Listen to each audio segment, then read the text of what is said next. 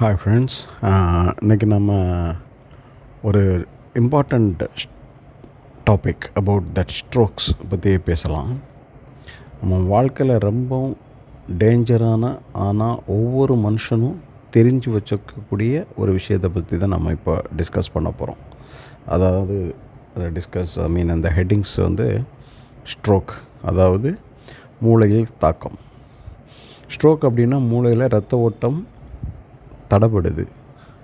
அப்படி நடக்கக்கூடிய டைமில் நடக்கக்கூடிய ஒரு அவசர நிலை தான். அப்போ உங்களுக்கு டவுட் வரும், மூளைக்கு ரத்தமே போகாதா?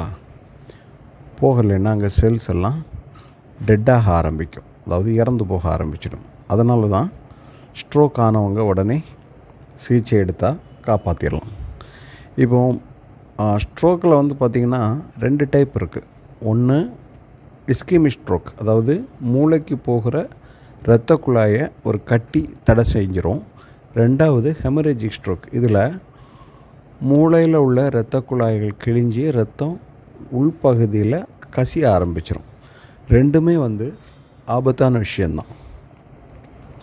சரி, இதுக்குண்ட எச்சரிக்கை என்ன? இந்த ஆபத்தான விஷயம்னு சொல்கிறீங்க, இதற்குண்டான எச்சரிக்கை வழிமுறைகள் என்ன?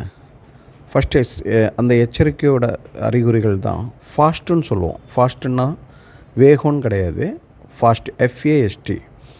அதாவது ஸ்ட்ரோக் வந்திருக்கலாம்ங்கிறது வீட்டிலேயே நீங்கள் பார்த்து அதை தெரிஞ்சுக்கலாம். ஃபஸ்ட்டு என்னென்னா, முகம் சாஞ்சிரும், அதாவது ஸ்ட்ரைட்டாக நிற்காது, அந்த பேலன்சிங் தலை நிற்காது, சாஞ்சிருக்கும்.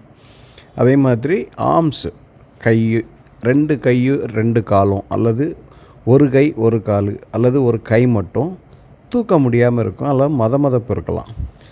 ஸ்பீச் பார்த்திங்கன்னா அதான் எஸ் ஃபார் ஸ்பீச். ஃபாஸ்ட்டில் FA ஆர்ம்ஸு, 2வது ஸ்பீச், 3வது ஸ்பீச் செதறி போயிடும். ஸ்பீச் ஸ்லர்டு ஸ்பீச்சுன்னு சொல்லுவோம். அதாவது ஏதாவது ஒரு பேரை சொன்னால், ஃபார் எக்ஸாம்பிள் பேர் ஏதாவது சொல்லுங்கன்னு சொன்னால் கோபாலகிருஷ்ணன் சொல்ல சொன்னால் கோபாலகிருஷ்ணன் அப்படி சொல்லுவாங்க. உடனே அந்த டைமில் நம்ம உடனே ஆம்புலன்ஸை கூப்பிட்டு ஏன்னா ஸ்ட்ரோக்கை பொறுத்த வரைக்கும் கோல்டன் ஹவர்ஸ்ன்னு சொல்லுவாங்க.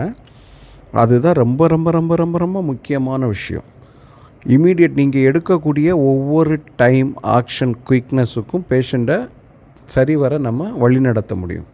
அதுக்கப்புறம் ஸ்ட்ரோக்குக்கு காரணமாக இருக்கக்கூடிய விஷயம் என்னென்னா high blood pressure, smoking and drinks, and body weight கூடுறது, டயபெட்டிஸ், இதெல்லாமே ஸ்ட்ரோக்குக்கு முக்கியமான காரணம்.